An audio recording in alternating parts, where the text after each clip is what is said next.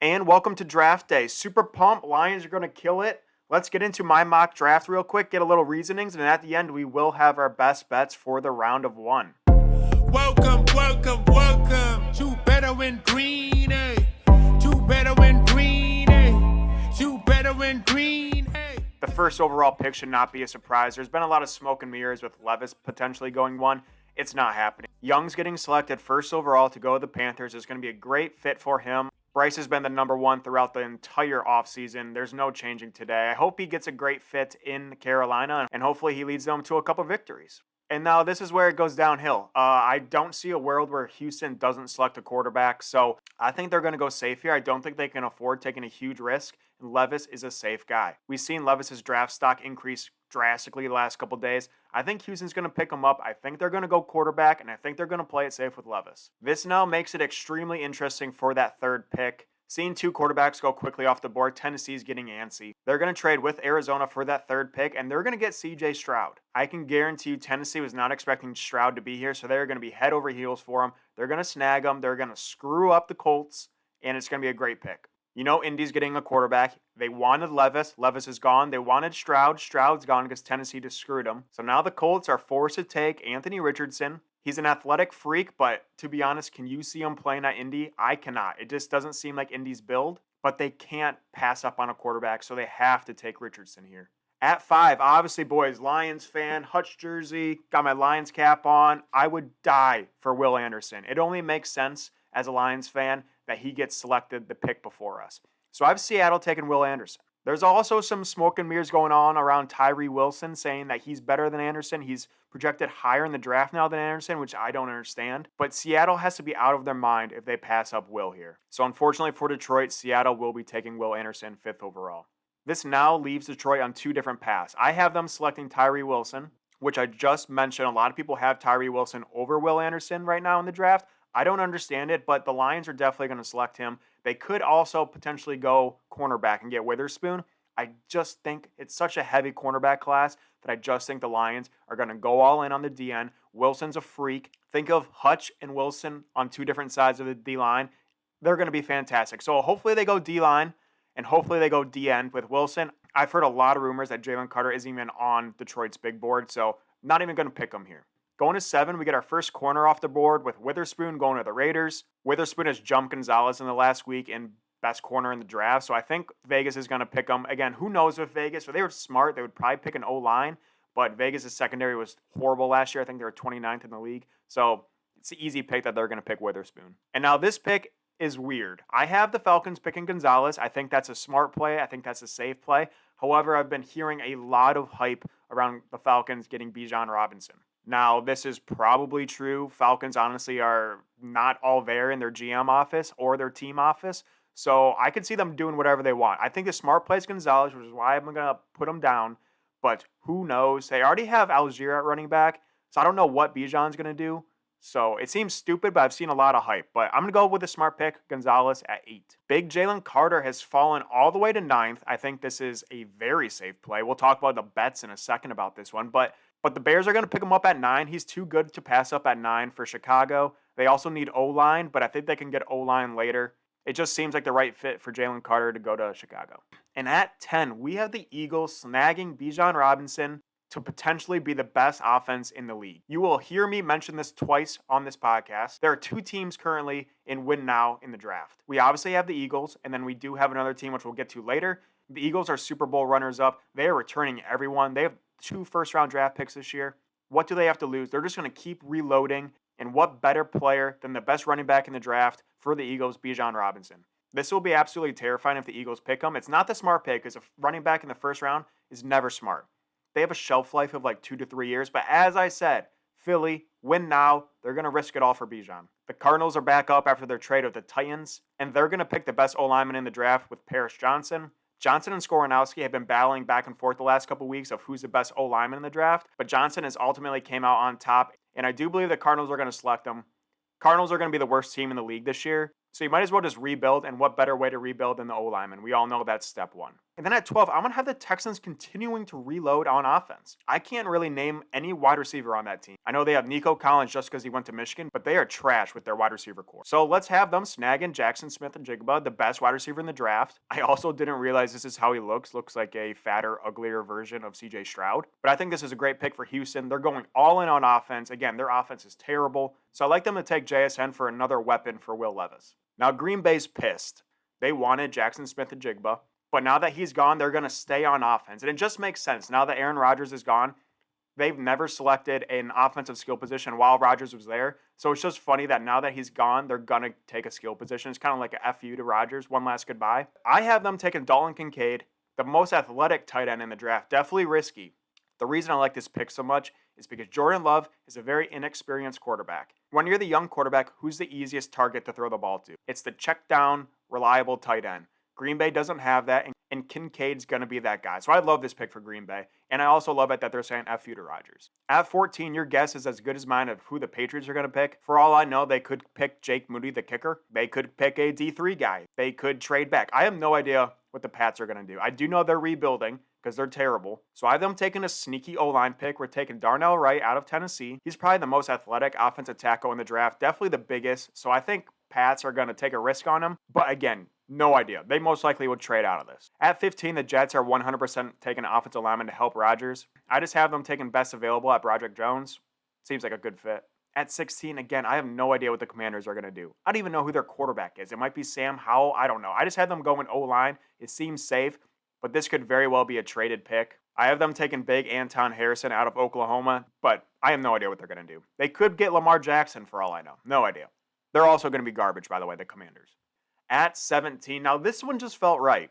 Joey Porter Jr. went to Penn State, and he's going to go to Pittsburgh. Same state, like it's a hometown boy, like it just makes sense. He's also a fantastic corner, and the Steelers are either going to go O-line or secondary, so I have them taking hometown boy Joey Porter. At 18, my Lions are back up. I don't know what they're going to do here. They might get a corner. Everyone's saying they should get a corner here.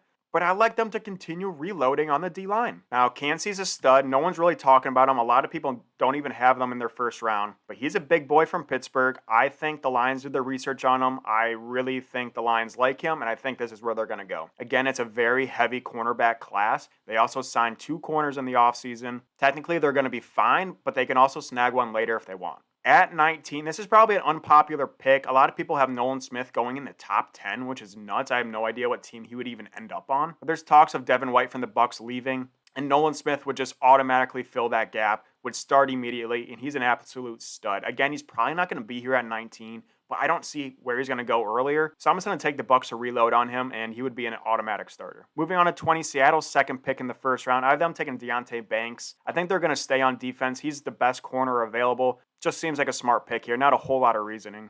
Now at 21, the Chargers are an interesting pick. They are notorious for not playing defense, so I think they're just going to keep signing offensive players. They might go wide receiver here. They might go tight end. If Kincaid's here at 21, they're going to take Kincaid, I think. But I think they're going to go with the reliable Michael Mayer at tight end. You'll see I really don't have a whole lot of wide receivers draft, so this very well could be a wide receiver spot. So just make a note of that because I'm probably wrong on this play.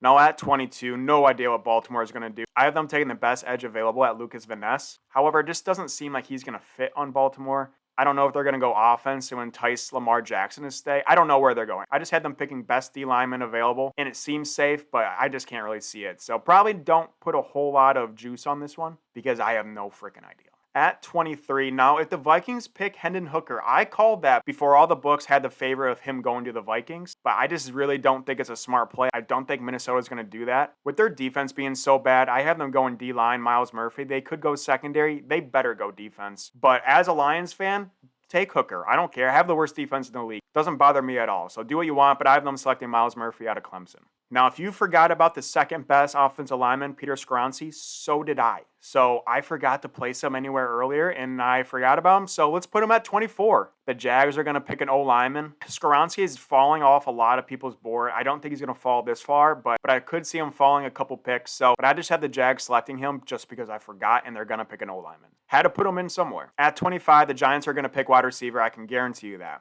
Now, who they're going to pick is a great question.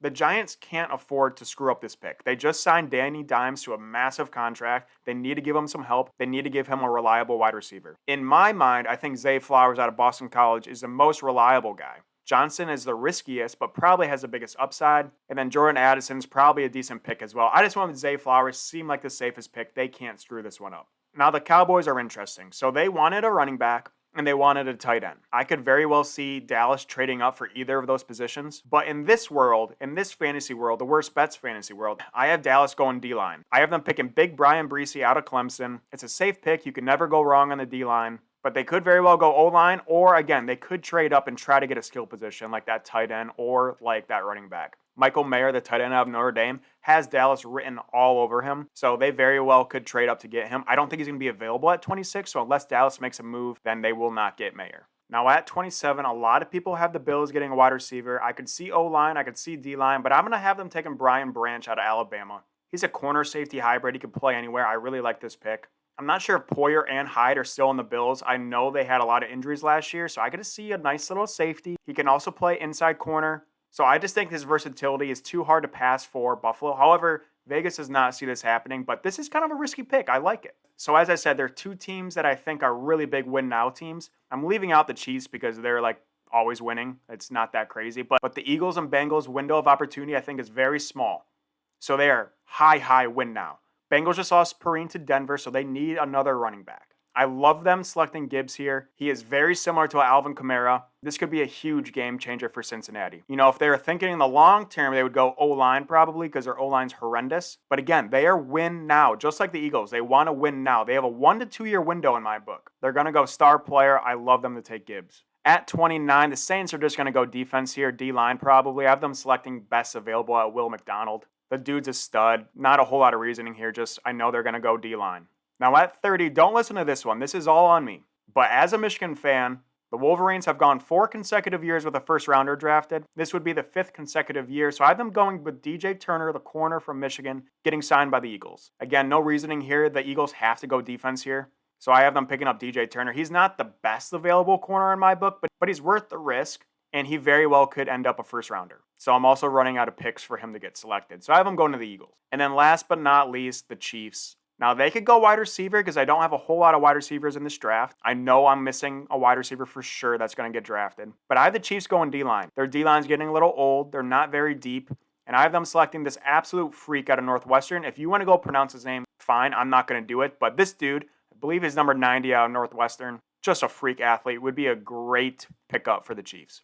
Well, let's get into my bets and a little bit of the reasoning. I don't know how I rank these. There's a cut like my half unit plays, I'm more confident than my 1.5 unit plays, but I'm a stupid gambler and I'm taking big risk on those 1.5 units. So yeah, I don't know how I categorize these, but let's just get into the picks. We are taking Cincy to draft Jahmyr Gibbs at plus 900. So obviously this is a long shot, but as I said, Cincy win now. I love them taking a running back here.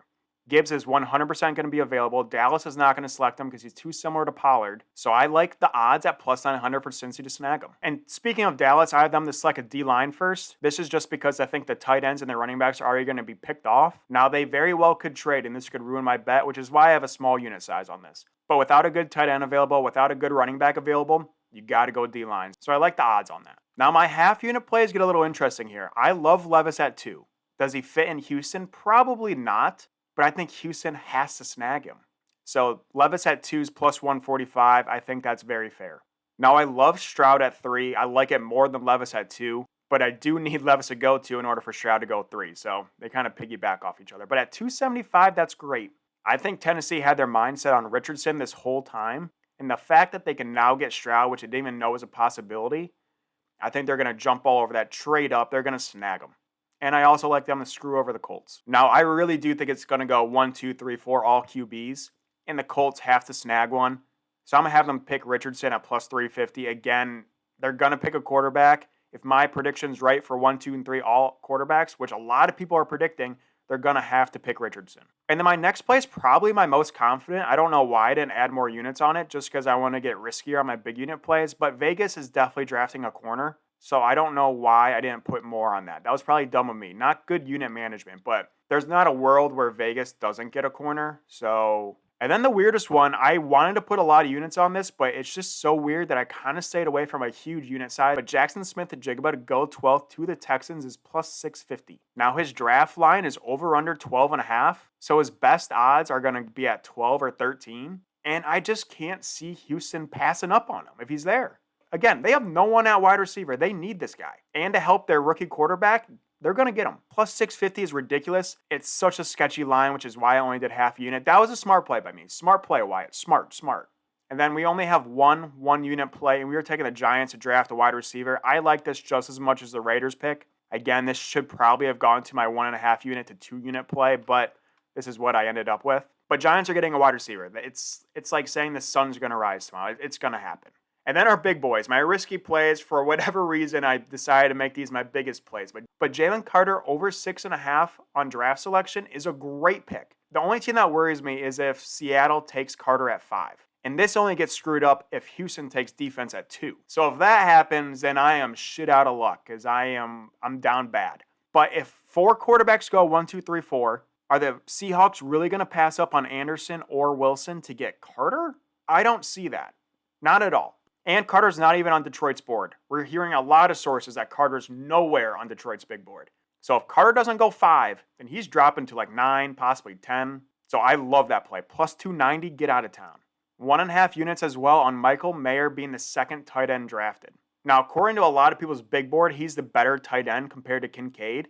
But I've seen so many mocks with Kincaid before him. And the fact that I can get Mayer at plus 155 to go second seems too good to be true. Probably a trap, huge trap. Mayer's going to block, he's reliable, but he's not going to be that breakout tight end. Kincaid has a lot of risk. He's by far the most athletic. He's the fastest. He's the biggest pass threat. So I think some teams are going to take a risk and get Kincaid. That's all I got, boys. Super pumped. Please give me Will Anderson, Detroit. Please give me Will Anderson. I'll buy a jersey today if you get Will Anderson. I'm assuming he's going to be number 33. I don't know. But thanks as always, boys. Thank you for liking and subscribing. It means a lot. We are growing like wildfire. We really appreciate you guys all the time. You better win green, hey. You better win green, hey. Listen in and cash out. That's what it's all about. Come on, let's make cash now. We always on spot and we cover all spot from the bottom to the top. Hey, shout out to Ethan, shout out to Wyatt, shout out to Ben. Welcome to our podcast. Better win green.